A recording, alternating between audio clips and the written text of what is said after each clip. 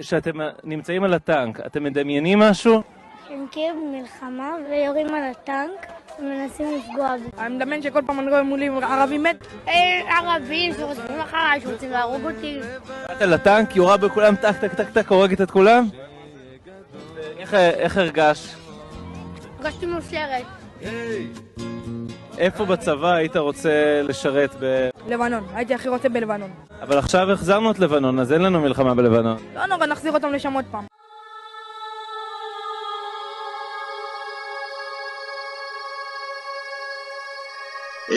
Since more or less that we are born, the Israeli military is presented, even when you are a baby, as a sacred, a holy. Like anyone growing up in Israel, I went through the whole indoctrination, and we are being trained to be soldiers from kindergarten. Israeli Democracy Institute does surveys, and they find Israeli youth are less and less likely to be willing to study in a classroom with a non-Jewish person. What happened to Israeli society will need to be studied and will be studied, I think, for many decades. It is a social collapse. It's also a psychological collapse. It has to do with the fact that Israelis have lost connection with reality. We hate war because we love life. Just one final question. Yeah. You've come up here, looked at binoculars into some northern Gaza here. Yes. What was your thought? Disappointed? I expected to see more destruction. Welcome everybody to another special episode of the One State Solution podcast. We're both anti-Zionist Israeli Jews. Zionists are using our religion, our identity to justify all these crimes. True liberation for us is also liberation from Zionism. Yes. We don't buy this story that Zionism is the movement of Jewish liberation. No, it isn't. It is Jewish enslavement. For me, it was a process of kind of like unlearning Zionism. And we imagine this as a part demon, part God that demands sacrifices. And I think every fascist cult is built on the concept of sacrifice. Yeah. You could say that that was Hamas's biggest mistake. They had assumed that the Israeli leadership would care enough about the lives of fellow Jews. Families of hostages who have been saying for months, we want a ceasefire. We all know it's not about the hostages. How can you say that? You're Jewish! I don't understand how the typical Israeli Jewish family can say things like they're using their children as a force shield while educating their own children to violence and then sending them off to not only kill but also to be killed. This is deadly serious. We have to liberate ourselves from this death machine. The only people who don't know what is going on in Gaza at this point are Zionists, because they are part of this bubble of propaganda.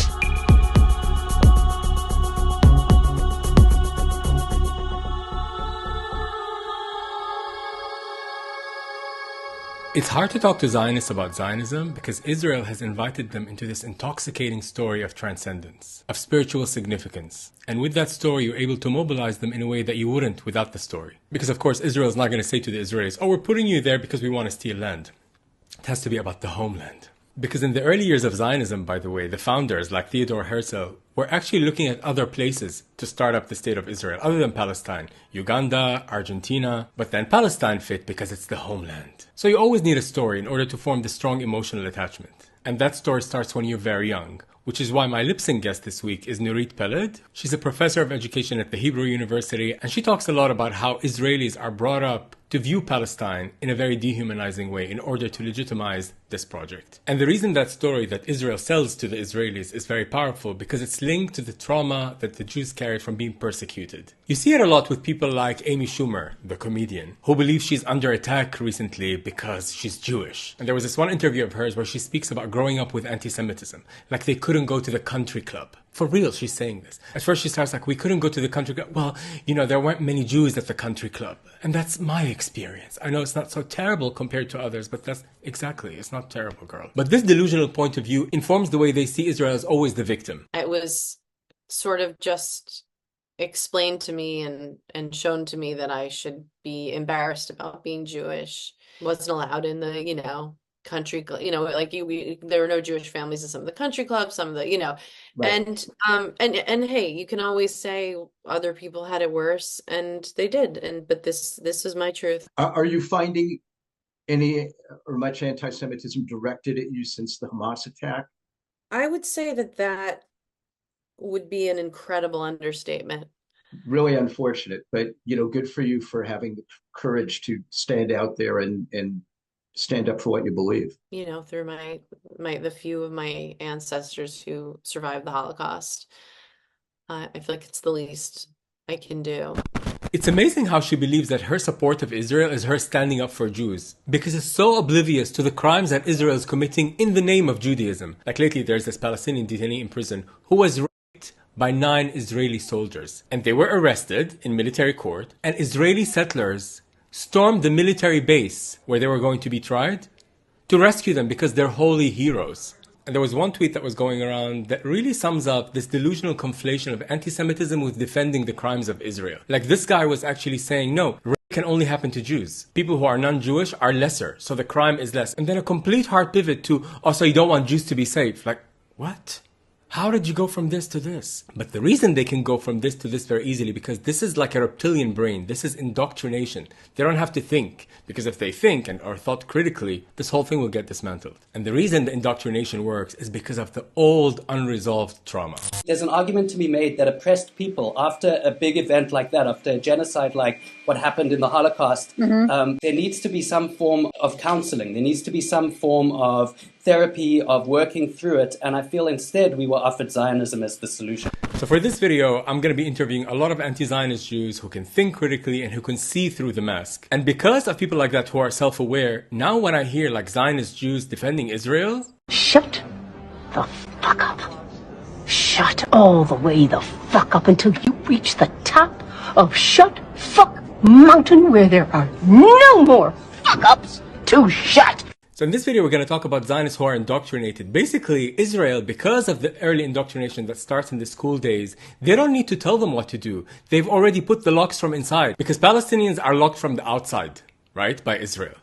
But Israeli Jews, they gave them the key and they locked themselves inside. And with this kind of mind control, you can use the Zionist Jews as shields, figuratively in the sense of shielding Israel from accusations of war crimes, like Hollywood stars like Amy Schumer and Gal Gadot, the one who played Wonder Woman. She was actually part of a very sexy photo shoot in that men's magazine Maxim. Are we selling the war? Are we selling sex? Or are we using sex to sell the war? And that Eden Golan, the singer at Eurovision, there was an interview with her. She was being asked about that very thing. Like, what do you say to the accusation that you're being used by Israel? She was like, I'm not. Wow. So convincing. You're not. What, you think Israel's going to tell you we're going to use you as a pawn? Of course you don't know. Greta Thunberg.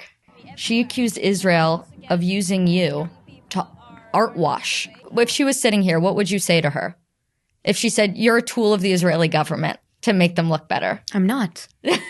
I'm not. I'm just a 20-year-old girl singing. Really? You're just a girl singing? Do you know Moroccan Oil, the main sponsor of Eurovision? That's an Israeli company. So this singing is on the backs of Palestinians, babe. We're all little girls with dreams. Go sing in the bathroom, bitch. China, do what I love.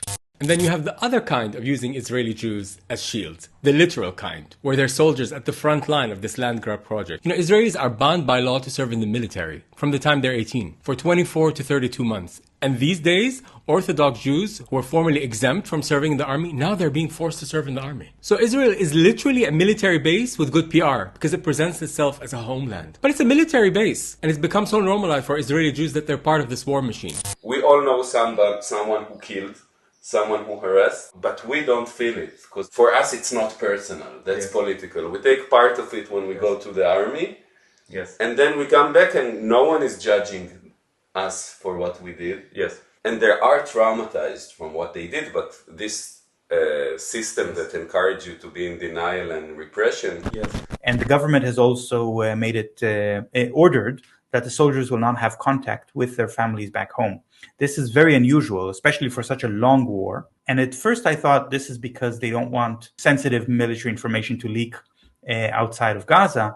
But later it turned out that what they really don't want is the soldiers to hear what's happening back home because when they do, they lose the will to fight and they lose the sense of purpose. Another example of how Israel uses Jews as literal shields is how it's convinced them to put themselves and their family in harm's way to try to protect this project. Like those settlers in the south on the border with Gaza, who are there as a family picnic to block the aid going to Gaza. There was a guy who made a documentary about it. We are in a highly militarized zone on the border where Israel is dropping, countless 2,000-pound bombs. Like, it's a very dangerous place. And these people, they're such fanatics that they had no problem bringing their children, their babies, their strollers. I would ask them, I was like, aren't you scared about bringing your child here? And to them, it's teaching the child about patriotism. This is what a patriot does. A patriot helps their country win a war. So it's mostly a family project. But the question is, how does Israel get Israeli Jews to willingly become shields? Many of the anti-Zionist Jews that I speak with for this video talk to us about the journey, the mental journey they took, the leap they took to get out of the grip of Zionism. And there was one interview in particular that I spoke with somebody who has already gotten out of it, but is still in the closet about being anti-Zionist. So she's appearing here in anonymous form. And the reason she doesn't want to be out is because her family is quite famous. Like, one of her relatives writes speeches for Biden. When they see my face and that I'm talking out against Israel and I'm pro-Palestinian, it will be maybe a very big deal. My grandfather was one of the most famous social justice people in Jewish culture. When they see my face to that, they're going to say, you're associating your grandfather with this. I'm getting ready for that, but I actually got interviewed at a pro-Palestinian rally. I was so nervous, and all I said was, I want Palestinian people to know that Jews don't hate them, and that I want the cycle of violence to end. That is all I said. It floated through my family, and especially my sister's in-laws were very Zionist. They found out about it. They were upset. They told my sister and my brother-in-law, and they took me out to dinner, and they grilled me for 2 hours straight. And I was very upset afterwards. We actually started screaming at each other at the restaurant at the end. I think the line for them was when I insinuated Israel was a colony, and they told me that they felt like I had personally harmed them. Zionists always feel personally attacked. Every time I hear a Zionist speak, this is what I hear. Well, how am I supposed to feel in this moment? I didn't want to make it that everybody was attacking you. I feel very attacked. Relax. But this happens because the education system that starts very early for Israeli Jews wraps up the conflict in their identity. It intertwines their identity with the conflict. And once you wrap your identity in something, it's toast. Game over. Which brings us to the lip-sync guest of this video, Nurit Peled. I'm playing her, by the way, here. And she's gonna pop up several times in the video. There was one in the middle of the video where she talks about how she lost her daughter. This was very intense, but you're gonna wait for that later. But for now, she's gonna tell us about how the indoctrination starts very early. And she's being interviewed by a journalist, also played by me, who is eating watermelon. Because why not, girl? The idea is that since we are the eternal victims, we have to be domineering in the area in order to prevent another Holocaust. Right. And that's the main foundation of Israeli education. So can you imagine what happened to Israeli children when they're exposed to these photographs from the age of 3? Every single year. They are afraid of anybody. Now at the age of 16, 17, they go to the death camps wrapped in Israeli flags, accompanied by armed Israeli soldiers, and they come back nationalist and imbued with the urge to revenge. But the revenge is not towards the German or their collaborators. No, the revenge is directed towards the potential exterminators, who are the Palestinians and the Arabs in general. Indeed. Okay, so it's a very sophisticated education that really educates the children to take revenge at the wrong people. Now there's an organization in Israel called Breaking the Silence, in which soldiers confess about the terrible things they did during their army service until, something changed in them. And all of them say, I was educated to believe that whatever I do to Palestinians will save us from another Holocaust.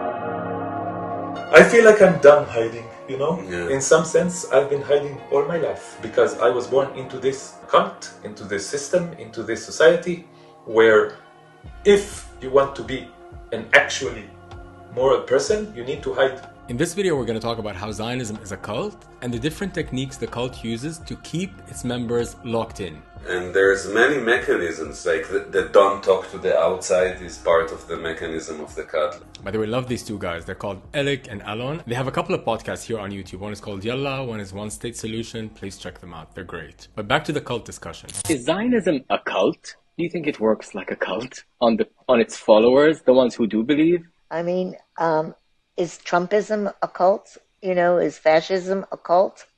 To me, Zionism is in that category. You know, it's a political and philosophical construct, and people buy into it hook, line, and sinker. And there's two faces to the indoctrination into the cult, like two types of people who are indoctrinated. There's the unrepentant Zionist, the aggressively unapologetic settler who doesn't care how it's coming across. Then there's the liberal Zionist, my favorite, with their mask. But whatever type it is, it requires being blind to the truth. It requires living in a bubble, which is my area of expertise. Living in a bubble, living in denial. As I always say, I'm in denial so you can wake up. And speaking of blind spots and breaking through them to see reality, I want to introduce you to this video's sponsor, Ground News. Ground News is an eye-opening news service that helps you analyze the news you are consuming. How biased are the news outlets you read? Who owns them? How factual is their reporting? You can learn more by visiting ground.news/indie. Let me take you on a little tour. For example, if you take the story of the assassination of the Hamas leader Ismail Haniyeh, you can see that over 568 sources covered the story, along with the biased distribution of the coverage. 34% of the coverage is from left-leaning sources, 40% from the center, and 26% from the right. You can also review how reliable are the reporting practices of the news sources, which are based on ratings from 3 independent media monitoring organizations. And you can also find out about the ownership of the media. And if you go back up, you can also compare the headlines. When comparing coverage between headlines, I noticed that the left-leaning media focused on the impact to ceasefire negotiations and geopolitical implications, while the right media emphasized the Hamas leader's luxurious exile, political actions, and alliances.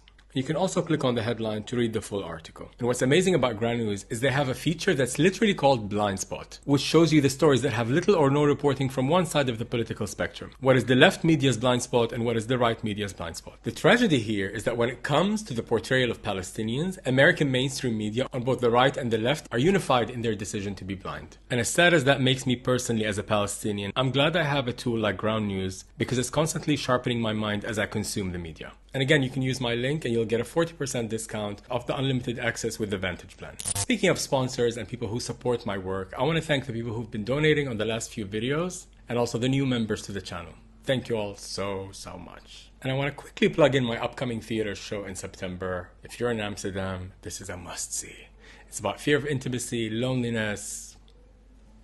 I'm gonna take you to another planet, bitch. So you can find the tickets for that in the video description, and also in the video description is a link to my website where my creativity coaching is finally live. You can book me. Yes.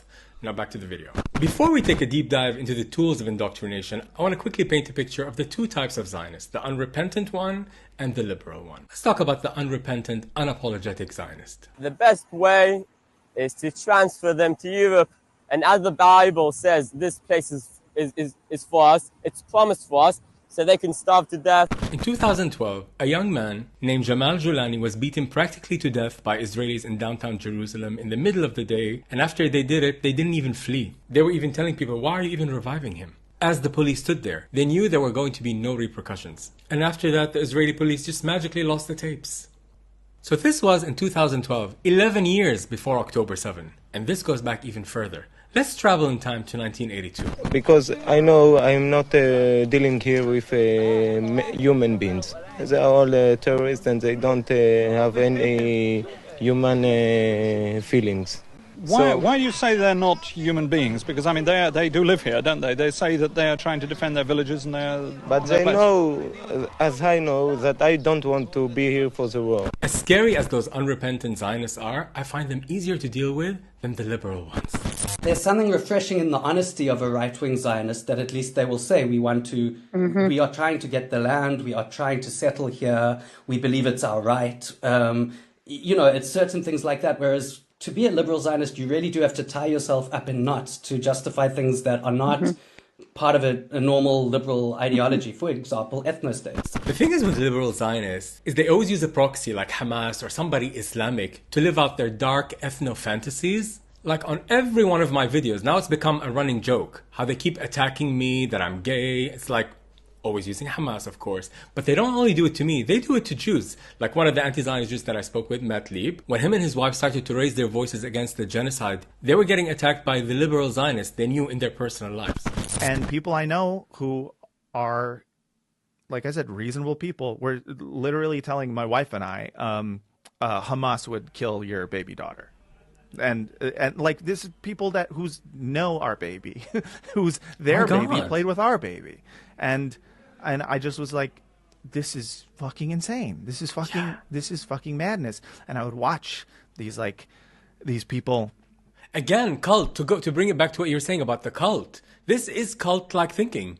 It totally cult-like thinking, because it was just so.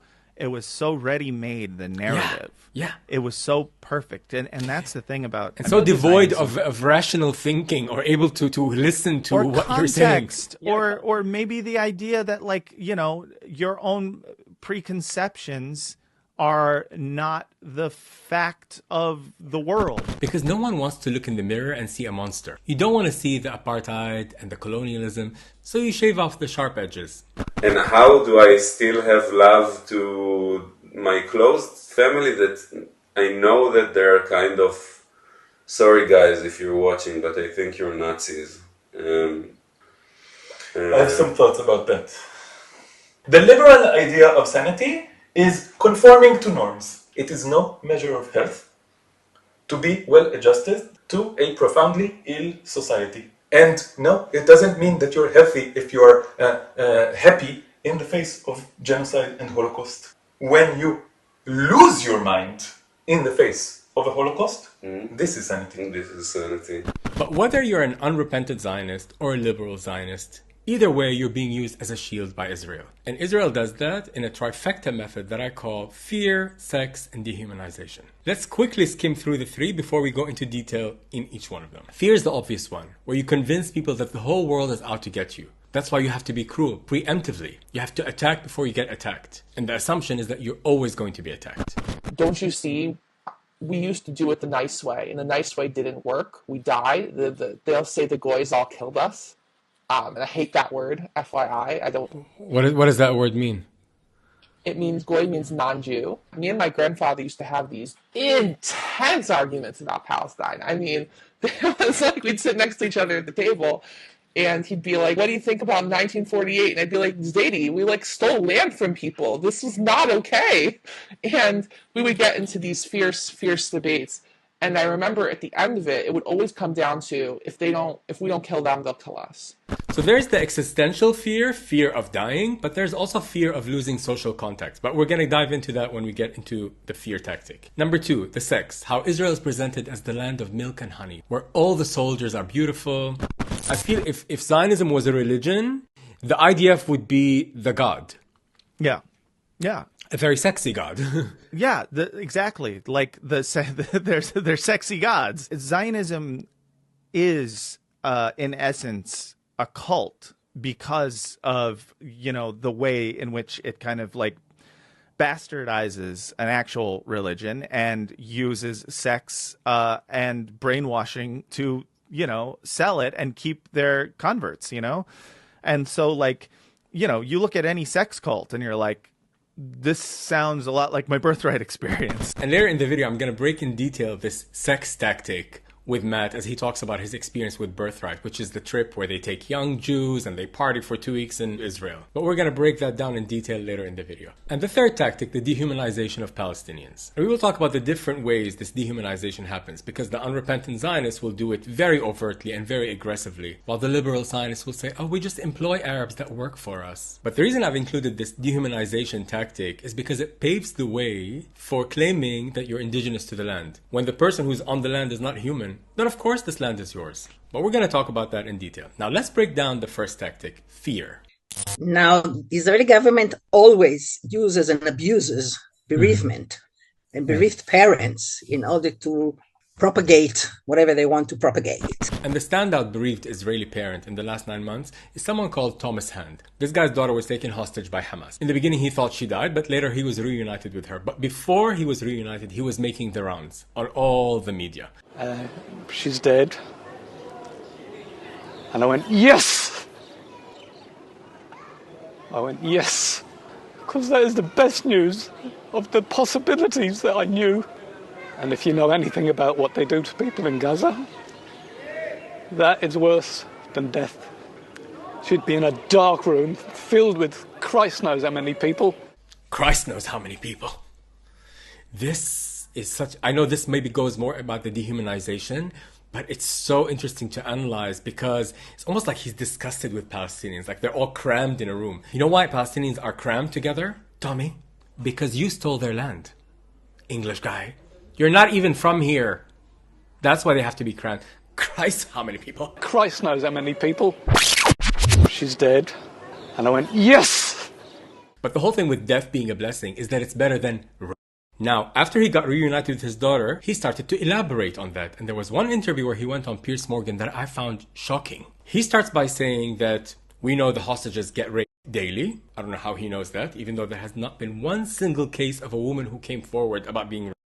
And then he goes from that to, we know they get raped multiple times a day. And then this rape fantasy, he goes further with it, completely unchecked, by the way, by Piers. And he's like, but then after they're going to be pregnant with these terrorist babies, and tears burning in his eyes. I know you've been particularly concerned, Thomas, about the fate of the women and girls being held.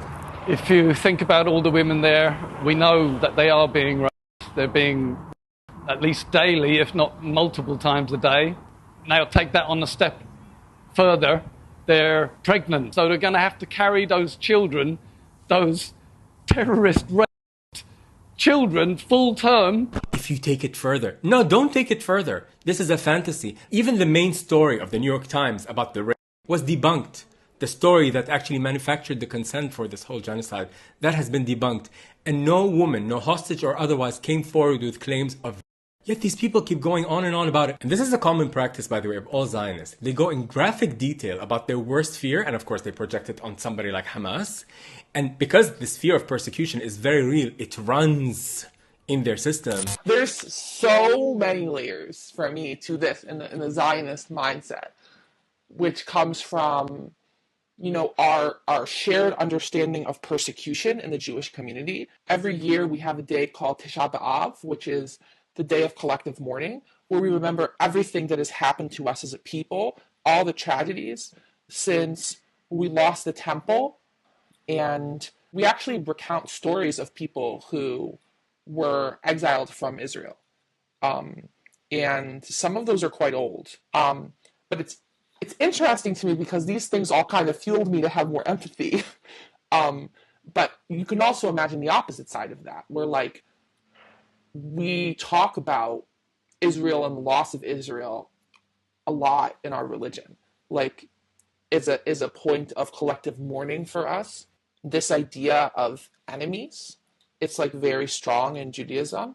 And it's hard for me to say, like, was this strong before Zionism? Because I wasn't alive before then. But it's certainly strong in what I grew up with, in hearing about the enemy all the time. And the enemy are Arab people. Like, the enemy are Arab people. But before that, we have in Judaism this idea of The enemy's here. This obsession with Palestinians being the enemy, it makes you blind to their pain. And it makes someone like Thomas Hand, the one who was talking about his daughter, being completely blind to the suffering that Palestinians are going through.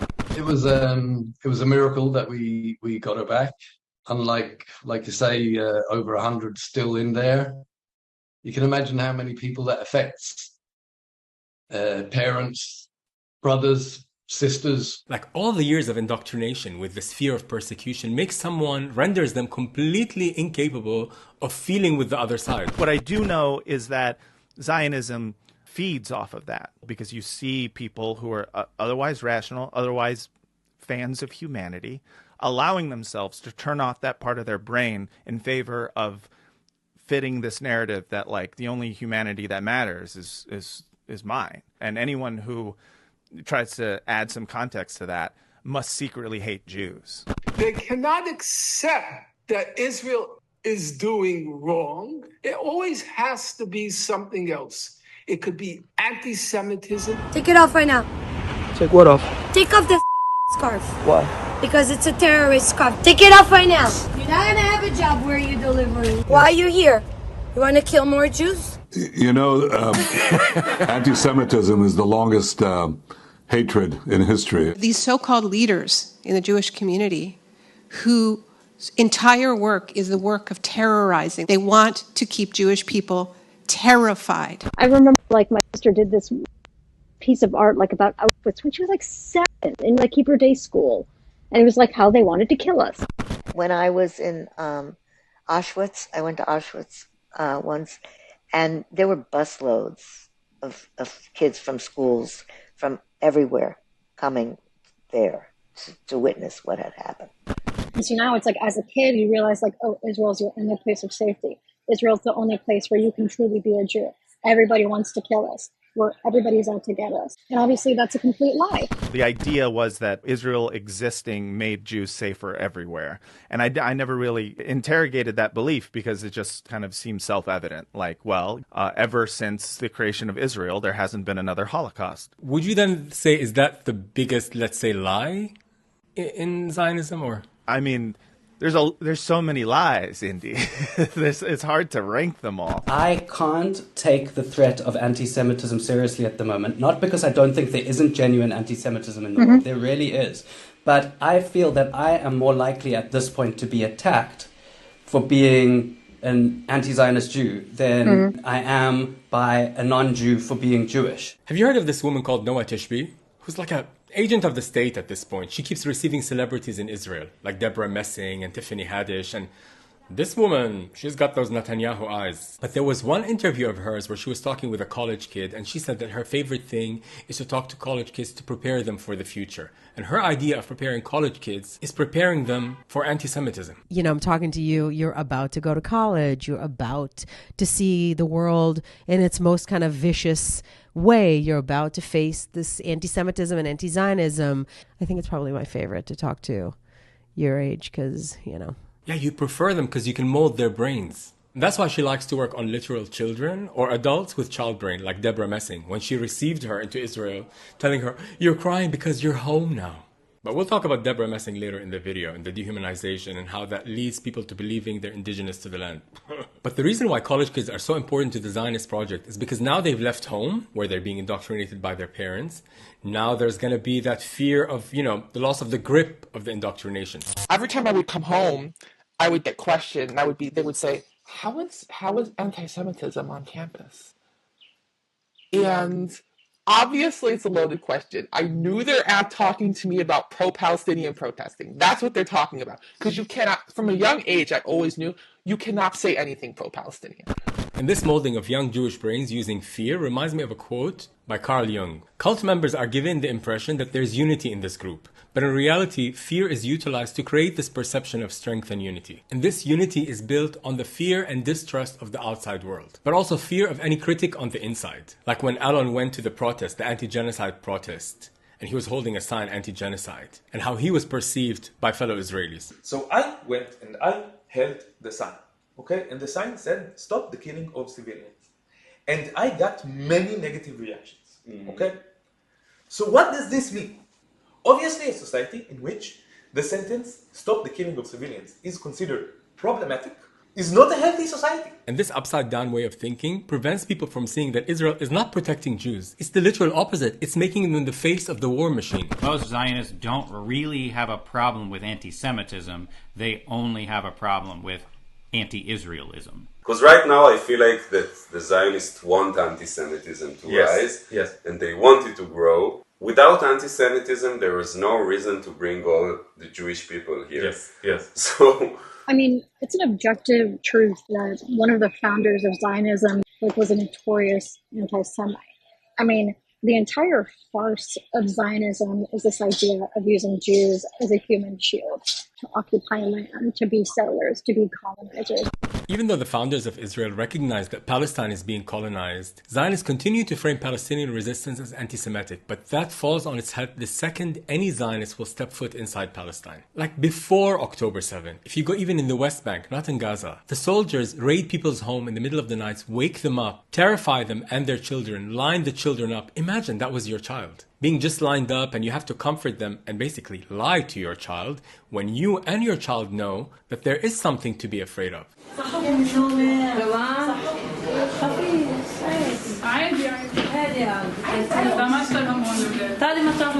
don't know if this is a coping mechanism of mine, but when I watch videos like that, my blood starts to boil and I get so angry that I can't focus on Palestinians anymore, and I have to shift focus to the Israeli soldiers and try to analyze their psychology, because that's the only thing I can focus on without losing my mind. And I noticed the face of the Israeli soldier in that clip, almost like there's something robotic, completely cut off from Palestinians. Imagine there's a row of Palestinian kids in front of you, and you refuse to even see them. But eventually Israeli soldiers do wake up. I grew up in a settlement in the West Bank, and I served in Hebron in the West Bank. And while serving, I was a tour guide. I used to take groups of soldiers for tours in the Tomb of the Patriarchs in Hebron. I didn't know what occupation is while taking these tours in this huge Palestinian city, surrounded by soldiers.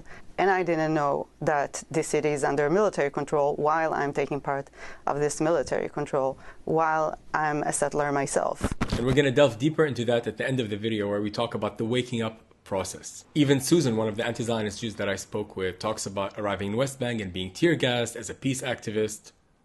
Wait for that one. But for now, let's wrap up this fear tactic, which actually conceals from Israelis the true nature of the Zionist project, which is just grabbing land. And not only does it conceal the true nature of that, it makes them part of it. Okay, October 7th happens. I go to all my synagogues, and I'm like, how can we stop this war? I was seated next to my sister and a few people next to us, and they were saying things. Like, the guy next to me was like, I'm thinking about how big historic Israel was. You know, parts of Jordan, and he was talking about expansion of the map. I forget exactly which countries he mentioned, but he was talking about that. And it was like this weird dynamic where he's both traumatized and he's also giddy about the potential for conquest. October 7th somehow became carte blanche for all the Zionists to live out their fantasies, which is basically Greater Israel.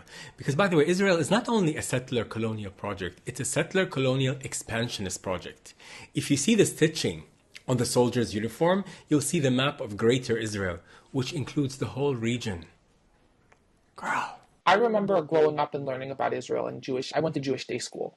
And I remember myself feeling that giddiness of conquest and thinking, I remember learning about the map, and we learned about the 1967 war and the land that we took, and like how Israel expanded and expanded. And the way they talked about it was like, we were persecuted.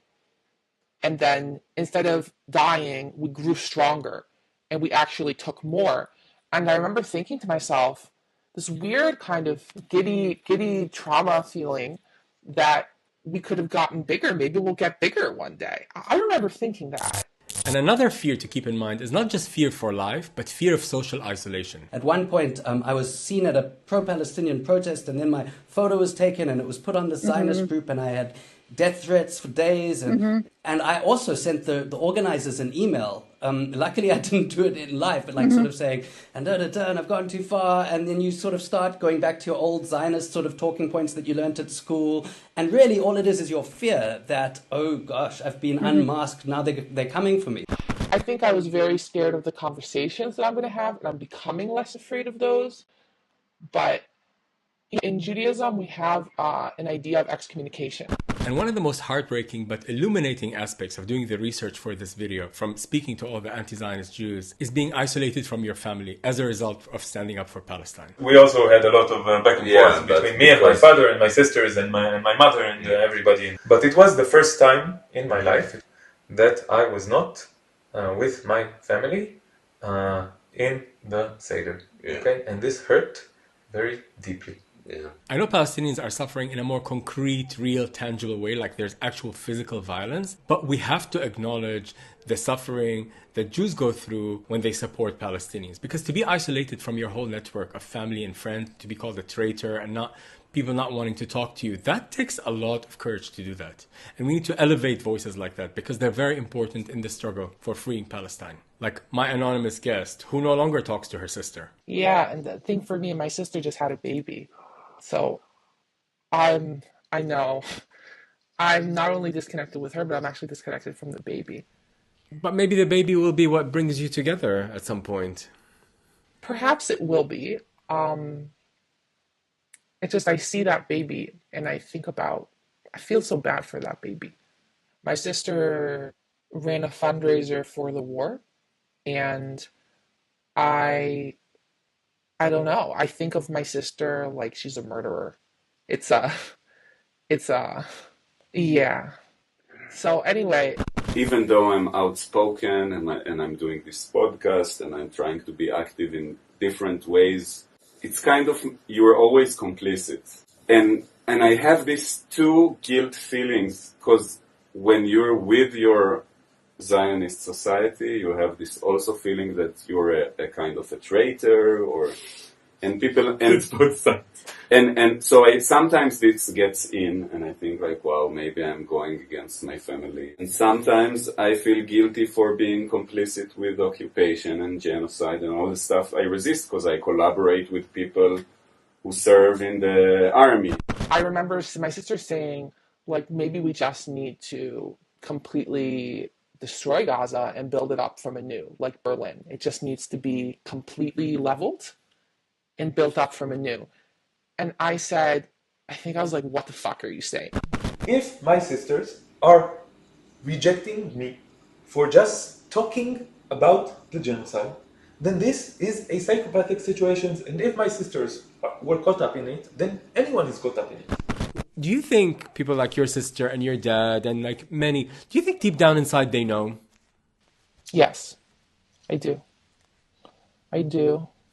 You've been oppressing people for so long. And deep down somewhere, you know that you're oppressing them. And your fear is what's going to happen when you stop oppressing them. Yeah. And it is very weird for me that my father forgot all of this. Mm-hmm. And does not apply all of this to the current situation. And I know that deep down my father knows that there is a problem. Yeah, I also feel it about my father. I think they're a bit similar, our father. After October 7th, it felt like Abba just went backwards in terms of what I'd been talking to him about, like in everything, but especially about Israel and Palestine. And I had to have like a bunch of different conversations and emails with him to sort of even remotely get on the same page with him, and it's hard to tell. I think, my parents, they are very secular. Like, we're Jewish, but like we're very like we don't celebrate Shabbat, and like we do Passover and Rosh Hashanah and Yom Kippur and like whatever. Once October 7th happened, all of a sudden it was like a shift, and all of a sudden everybody in my family, like all they cared about was Israel. I know like if what were happening to Palestinians happened anywhere else in the world, like my family would be like, this is bad, we need to do something about it. But all of a sudden, like the position changed. And you see, this is my sisters as well, okay? Now they have rejected me from the family because I dared go against the cult, okay? And this is the way that it operates, and this is why it is so difficult to oppose it. Because everybody knows that if you try to question the cult, you might go down a path where you actually agree with those crazy people who are being rejected from society, so you will be rejected from society as well. So my father, he cannot even dream of agreeing with me, because if he agreed with me, he will lose everything that he has. When you're brought up in a certain culture and there is this ideology that is dominant, people get steeped in it and then they don't question it because they associate it with their families, with wonderful memories, with their friends. And I do think that that's had, even for Jewish people who are critical of Israel and Zionism in North America, I do wonder sometimes if that is a lingering factor in how we look at Israel. So it's interesting, the point you raise about whether we're still not critical enough. I had a very difficult period in the last week or two. Yeah. So I apologize to the fans of my channel. I felt it, I felt the pressure from my family, I felt the pressure from society, from inside. Like, it's really hard to do. Yeah. Like, to resist the cult from inside the cult. And speaking of being brave enough to stand up to the cult, let's shift to my lip sync guest, Nurit Peled. In this clip that you're about to see, she talks about how despite losing her daughter to a Palestinian suicide bomber, she still believes that everyone, Palestinian and Israeli children, are victims of the occupation. And speaking of family, Professor, I need to ask a very tough question at this point in time. So you tragically lost your daughter in 1997 in a terrorist attack in Jerusalem. Given that you've still been so vocal and pro-Palestinian in most of your views, how do you do it, Professor? I think that all the children killed in this conflict are the victims of Israeli occupation. I do feel bitter towards the responsible ones. And I said it right away, that the responsible one is the Israeli government. Palestinians are not suiciders by their nature or murderers. I think we are all the victims of Israeli occupation. Okay, this poor boy who blew himself up had the decency, I would say that, the decency to kill himself in the process. Mm-hmm. And I cannot say it about any other soldier or pilot. But we are all victims of the occupation, all of us. The kidnapped now, the Israeli kidnapped in Gaza, okay, along with the Palestinians. They are all the victims of the occupation. Mm-hmm. Without the occupation, it would have never occurred. That's moral integrity, to be able to see it with such clarity, even after having lost your daughter. As sad as that was, I want to pivot to another tactic that Zionism uses to indoctrinate the Israeli Jews. The tactic that I call sex. Basically, the glitzy, sexy side of Israel, through which it makes Israel so attractive to the young Jews living in the diaspora. Have you heard about Birthright? I mentioned it in previous videos, but it's basically this fully subsidized trip, mostly for people who have never been to Israel and only heard about it. And it's aimed to build a bond with the land. We had the most amazing packed week that can be. Just being very present and really being able to experience the culture. Good morning. It is 4:20 in the morning and I am about to go to the airport to go to Israel. Good morning and welcome to Tel Aviv. So please sit back, relax, maybe grab some popcorn and join me on this mega vlog recap of my Birthright trip to Israel. It was essentially, we are children. We are, between the ages of 18 to 26, so young adults. We were there for a free sexy trip. It is absolutely sold in this like there's a sexual Zionism component to it. This idea of you're going to Israel because you've been told all your life everyone in Israel is hot and everyone loves dancing and drinking and having a great time.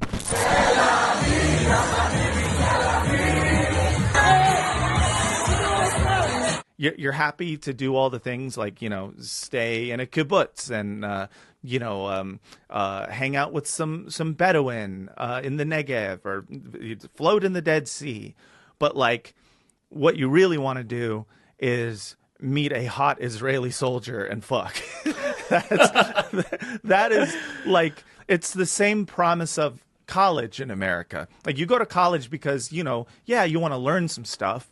You want to better yourself, but really you want to drink and fuck. And college that's what you've been told college is about based on, movies and shit. And that's the smart thing maybe about this Birthright trip when it was conceptualized, who it's targeting, how it's sold, how it's packaged. We can make fun of that all we want, but for anyone who's ever been between 18 and 26, you know exactly what that feels like. You're so emotionally vulnerable and hormonal, which makes you very easy prey. Also, this idea of you partying and having a great time being good for your people and for your homeland is genius. But there's an aspect of these Birthright trips that really highlights the complete denial in its full fantastical glory, is that these Birthright trips are still going on now, during the genocide. Young American Jews are being flown to Israel to party and have a good time.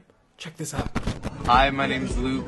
I'm a participant on Birthright for January. It has been the most incredible experience of my life. My favorite thing is just wandering around places like this and just exploring the food and talking with the locals. Being here during a war is remarkably calm, like really feel the kind of tense feeling that this nation's going through, but it feels really safe. But people who think they are the victims, what can you say? What can you say to them?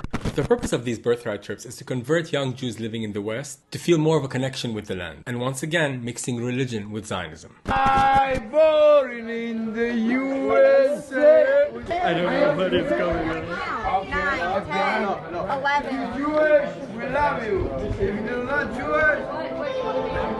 The way it knows how to sell this project to a vulnerable population. I don't mean vulnerable as in like, unsafe, but I mean vulnerable as in like emotionally vulnerable. Like it's essentially, it's grooming, it's like they are taking college kids and taking them to a foreign country, telling them it's actually not a foreign country, it's actually where you're from, and saying that it is a state that is going to reward you if you move here and fuck and make a bunch of kids and have a nice Jewish family in Israel. Alright, now day 9 actually started with a tour of the Israel Holocaust Museum. It's funny how the existential threat, that fear tactic, is always the undercurrent under all of them. Even when the fun times and the sexy times are there, fear is always running underneath it all. Basically, it's not remembrance, it's re-traumatization. It's been interesting because I'm in a relationship with someone who's not Jewish, and he'll often say to me, like, we'll watch Holocaust movies together, and he'll be like, this is great, but like, you're re-traumatizing yourself. It's interesting just as an outside perspective, because I don't necessarily see it that way, but I think he does because he didn't grow up in the same kind of culture as me.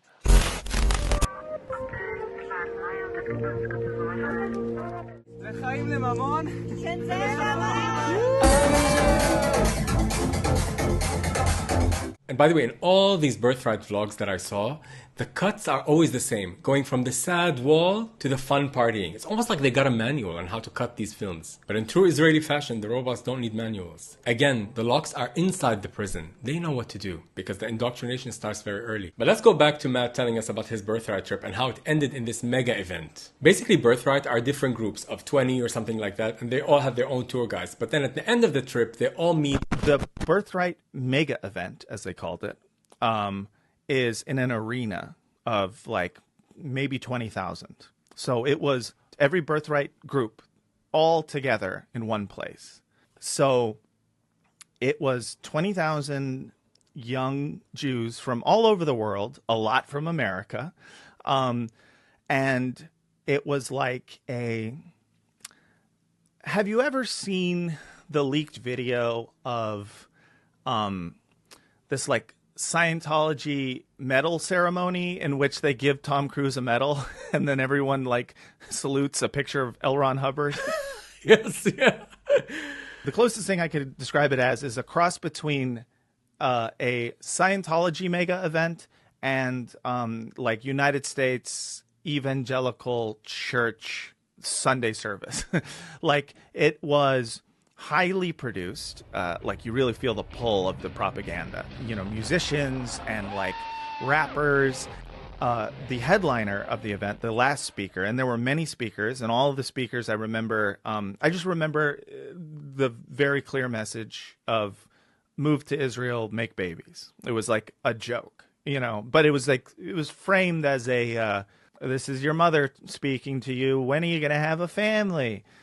Which is like, fine if it's actually your mom, but if it's a foreign government, it's like, what are you doing? We are children. But the headliner, the last speaker, was literally Benjamin Netanyahu. Bibi was the headline speaker. And I was like, doesn't he have like other shit to do? This is on his itinerary? That's crazy. But that speaks to how important this trip is. Yes, and that is like that's kind of what I walked away from it with, was I was like, damn, how important are we that the fucking prime minister of Israel is going to come here and tell us welcome home. And that's what he said. He told us, you all come from great places, but you're all from here. And I was just like, I am absolutely not from here. Where are you from? Where?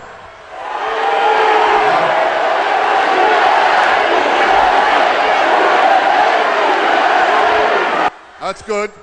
I got it. You forgot something. No. You all come from great countries. Great countries. But you all come from here.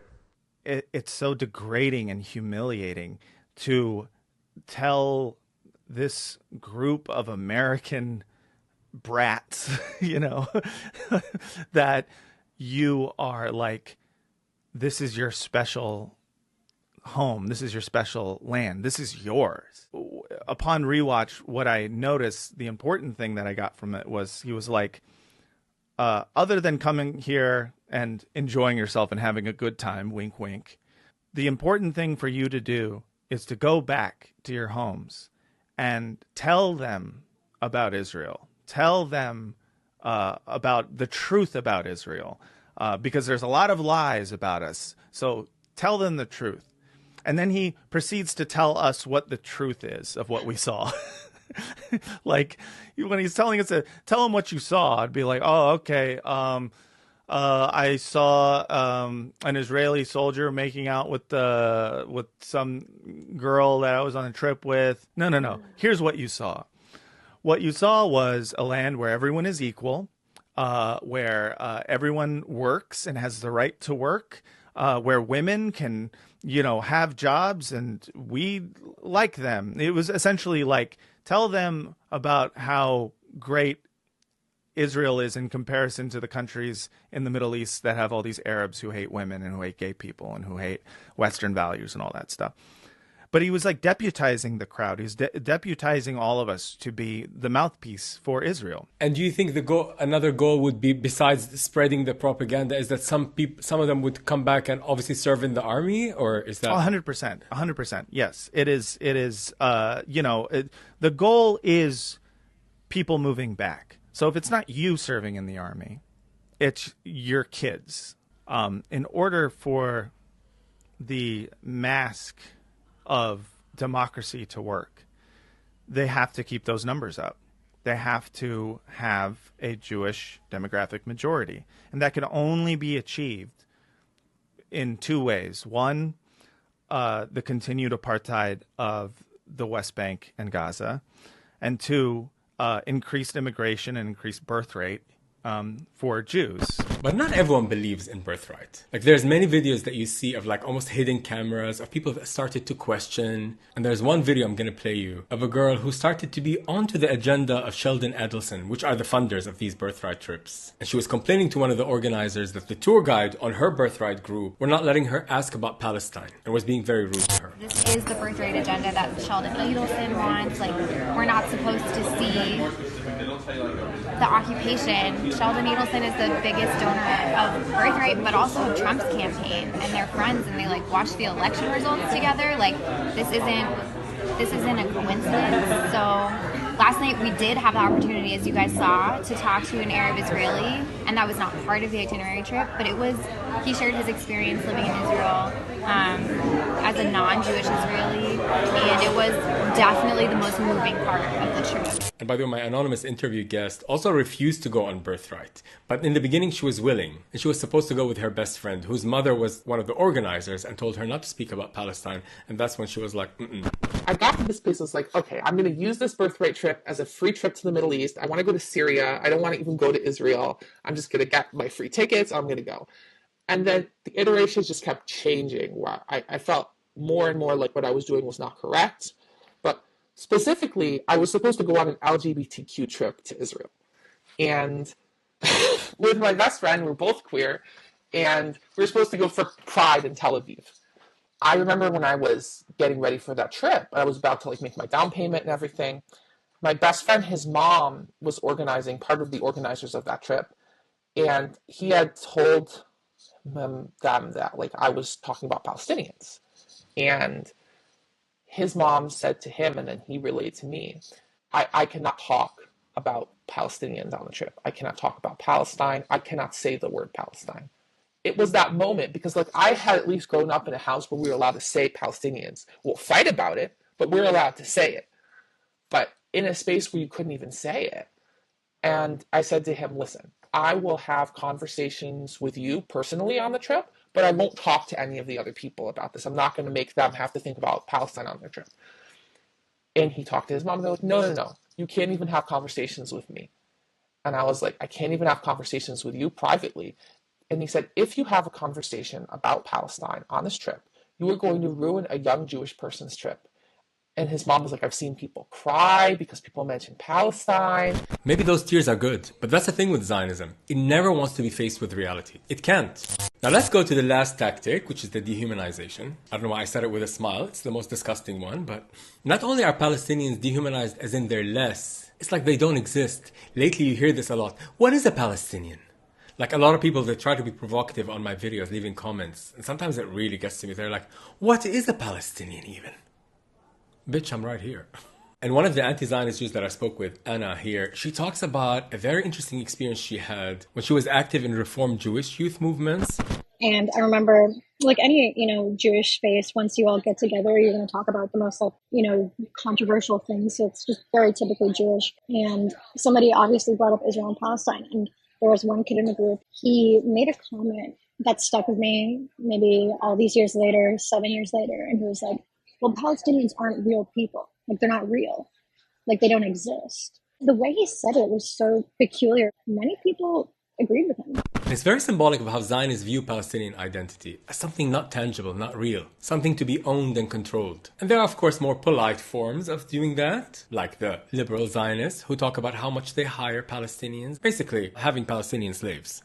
For anyone who doesn't know, let's say 90% of construction workers in Israel, right? 90% of construction workers in Israel are Palestinians. It has always been the case, and it continues to be the case. The people who actually built this country are the Palestinians. They did it for the Jews because the Jews used the system of supremacy that they constructed. They only constructed one thing, and this is the system of supremacy. They did not construct any houses. And then they used the Palestinians who were under them in this system of supremacy to force them to build the houses for them. This is the horrible, cynical irony of this situation, that the Palestinians are forced to build the houses for the Jews, who then say, oh, this is my house, get out of here. But also with this dehumanization, not only are they dehumanized as in less, they're being used as a way to project the ugliest parts that Israeli society has. Try this as an experiment. Any Zionist that you know in your life, find out what they say about Palestinians, whatever it is. I bet you go Google it, you'll find out that Israel does it. It doesn't matter what. I can guarantee you. Like, listen to this guy talk about how Palestinian kids need to be... Isn't that the definition of terror? I'm from Israel. We killed like 30,000 Palestinian people. Do you know half of the people that you kill in Gaza are kids? The average age is 5 years old of the kids that were killed in Gaza. When the kids grow up, what do you think gonna happen, my friend? They're not grown up. They are not grown up. Were they grown up? Yes or no? Did they kill anyone? Yes or no? Did they do anything to Israelis? Yes or no? There's no reason to keep them alive, my friend. We need to kill all of them, my friend. This is common sense, my friend. By the way, all the anti-Zionist Jews that I spoke with for this video see the ridiculousness of these claims. But something very interesting happened with the anonymous interview guest. And she said something almost like radically honest and beautifully honest in my opinion, but still holding some of the Zionist beliefs within her. I asked her, what are they? She said, oh no, they'll hurt your feelings. So first she started by listing the old ones, that Israel was a land that was gift from God after the Holocaust, and that the land was won through miracles and continues to be won through miracles. But there was one lingering belief that I found very interesting. Is there a talking point that you still believe in, or you still struggle to let go of? Yeah, definitely. I still think I'm indigenous to Palestine. I'm working on that, but I still think this somewhere inside of me. It was in my Seder, because I'm embarrassed of it. I don't know what the fuck I think exactly, but something like that is there. I think I'm Middle Eastern, even though I know that I'm European. And this belief in being indigenous to the land is a trip, and one of the most fundamental lies of Zionism, because it helps solidify this transcendent story that I mentioned in the beginning about returning home. Like in one of these vlog videos that I was watching, there's this young American Jew who traveled to Israel, and she was saying how it's so much easier for her and her friends to meet up in Tel Aviv than it is in LA or New York. Me also, my friends Danielle and Michael are here who live in LA. Why is it easier for us all to get together in Tel Aviv than it is in like LA or New York? Well, maybe you should try harder to meet back home, because home is the US, babe. And I know someone like that, it's not really their fault because she's indoctrinated, like a lot of these young Zionists. It's almost like they're a child of a murderer whose feelings you're trying to protect by shielding them from the fact that their parent is a murderer. They have nothing to do with the murder because they don't know any better, but at some point you're like, okay, you're insufferable. Wake up already. People mistake evil for being this thing that is perpetrated by demons. It's about acknowledging that all human beings have capacity for evil. All human beings have blind spots. And I want to take it back to Eden Golan, the contestant for Eurovision, because she's 20. She's like pretty much a kid. And she went to school in Russia to take it back to that whole like fantasy of being indigenous to the land. In this one interview, she's talking about how she was bullied for being a Jew, which I can believe. But then she said that the kids were like bullying her because she's Israeli. But sorry, how would young Russian kids even be aware of the Israeli identity? Like, I can imagine bullying you for being Jewish. Okay, that sucks. But this idea that these young, I don't know, 8, 9-year-old kids in Russia were bullying her for her Israeli identity. That's again part of this mythology, continuing to create the story that you are from that land, convincing yourself. And like at school on whiteboards, like kids would draw like Jews and like a poop emoji. But now I look back at it and I'm like, it's very clear to me. I was always an outsider there. I was always that Israeli Jewish girl. And now the time has come to talk about Deborah Messing. Not only does this woman have the IQ of a potato, but the delusion she's living in. When she was greeted by Noah Tishby when she arrived in Israel, she was crying. Why am I crying? And Noah Tishby is like, because you're home, that's why. And Deborah's like, yeah, that's right, I'm home. What home? Habibti, you're from Brooklyn. You know why you feel safe here? Why? Because you're home. It really is. You know what's fucked up about that video? Deborah Messing, the American, has more right to move to occupied Palestine than I do. A Palestinian born in Jerusalem. When I moved to New Zealand, because my mum is Kiwi, I had to give up my Palestinian passport because Israel wouldn't let me have dual citizenship. But Deborah Messing from New York can move to occupied Palestine, cherry pick a house, and get an entire Palestinian family removed. That's how all the illegal settlements in the West Bank are created. By squatters. Welcome home, Deborah. And also on the topic of this fake indigeneity to the land, you know about these projects of planting trees in Israel that Jews in the diaspora are encouraged to do, which is sold as this thing that helps them grow their connection to the land and also nurture the land. I think there were 2 reasons that trees were planted, but we didn't know that. We thought it was an honor. We were making the desert bloom, and they were used, the trees, to one, save place for the future Zionist city, other to hide the village or this town where the Palestinians were removed from or massacred. And they also planted trees that were not native to the soil. I think that was one of the things, that there's been major forest fires. Part of the reason is that you have these non-native trees that I think were like pleasing to the eyes of Europeans. It's so symbolic, right? Of forcing yourself into a land and soil that you don't belong in. And while we're still on the topic of this fake indigeneity, do you know that Benjamin Netanyahu, you know what his real name is? Milikowski. His father immigrated to Palestine and changed his surname from Milikowski to Netanyahu, which means God has given. Like, that name did not exist. It's like how I came up with my drag name. It's just they came up with it to pretend they're from there. I think that Zionism, from the very second it was born, began as a very narcissistic ideological movement. Because what does it mean? I'm going to move millions of people from here to there and tell them this is your story. And what about other people that already live there? I mean, what is this? Now let's go for one final time to Nurit Peled, who talks about the shrewd way the architects of the Zionist project capitalized on the trauma of the Jews escaping Europe and helped give them a false sense of power by claiming indigeneity to Palestine. The idea of Zionism at the beginning was to create what they called a Jew with muscles, because the diaspora Jew was considered in anti-Semitic discourse, but also in Zionist discourse, as a weak, spiritual, effeminated man. The idea was to create a new Jew that would be the opposite of this Jew. So when they came to Palestine at the beginning of the 20th century, they wanted to indigenize themselves. They wanted to look like Arabs, to be suntanned, muscly, and to work the land, to be farmers, because Jews in Eastern Europe were not allowed to have land. So the idea was to heal by becoming farmers and warriors. So this was the counter to the diaspora Jew. What happened was they became too muscly.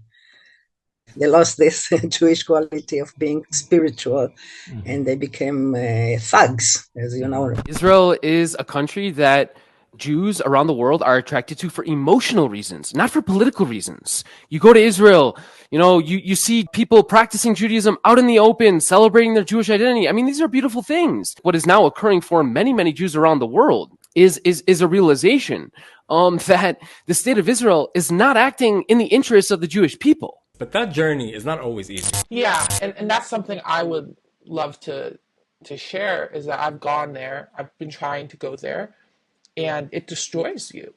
It helps you ultimately, but it's been a long process for me to come to this point. This is not, it's speed run after October 7th, but it started in 2018 when I refused to go to Birthright.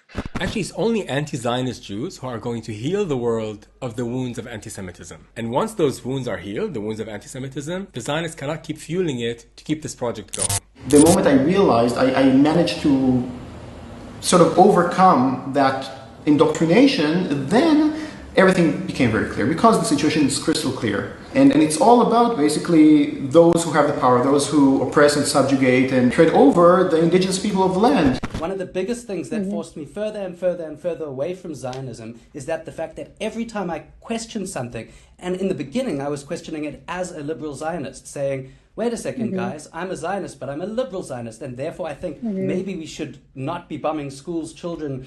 The first political thing I ever posted about Israel was on Facebook. It was in 2014 during that bombing campaign. And I said, it's not okay. I said something along the lines of a two-state solution, and it's not okay to bomb innocent people. It was so mild. It was so mild. What I thought it was the kind of thing that any person on any side of anything should be able to freely say. And I was treated by the people that I went to school with as if I said all Israelis should be cast out into the sea right now. I didn't know the word Zionist, frankly, and I didn't have a political orientation. I just knew that Israel was the home of the Jews, and I believed it. I thought I would die for Israel, literally. I wouldn't fight in wars in this country because I didn't believe in any of them. But I did think that if I was going to die that I might actually die for Israel. So I went on a delegation with Interfaith Peace Builders, and it took me maybe 0 minutes on the ground to see what I saw, to see the horror, to see the wall. We got tear gassed at Ida refugee camp the minute we got off the bus. There was no reason for the tear gas. It's the most tear gas place in the world. When I first learned about the Nakba, I remember I was so upset. I said, I thought it would be better if we died in the Holocaust. That was literally my reaction, which is a very that came from somewhere. And I went to my friend at the time. I had a friend who was a rabbi, and we were hanging out. And I said, I don't want to be Jewish anymore. I don't want to be associated with this. And he said to me, the Zionists want you to think that being Jewish is associated with the state of Israel. And you can still be Jewish. By you saying I can't be Jewish because I don't want to support the state of Israel, you're being a Zionist. You can just choose to not be Zionist. And so I really wanted to reclaim that part of my identity. And again, I associated Judaism with social justice. And then I learned more and more about Israel. And I'm like, okay, this is the opposite of what makes me proud to be Jewish. The idea of being an anti-Zionist Jew has never been more mainstream than it is now. The idea of saying Free Palestine has never been more mainstream than it is now. One of the main things that I think should happen is that there should be psychological research into societies which have become blinded to the, for instance, living in Nazi Germany, you would have to be blinded to the suffering of what's going on around you. Living in apartheid South Africa. Each thing was preceded by a trauma, though, if you think about it. So South Africa was preceded by the Boer War and the traumas of that and the camps of the British. Nazi Germany was preceded by World War I, an amazing amount of trauma for the German people. It makes me worry so much about the generation of Palestinians who's growing up now. قاعد لحالي استشهد كل عيلتي ما عدا أنا متصاوب كنا نروح نطلع على المطعم نروح نزور أصحاب بابا كنا نروح على الشاليهات كيف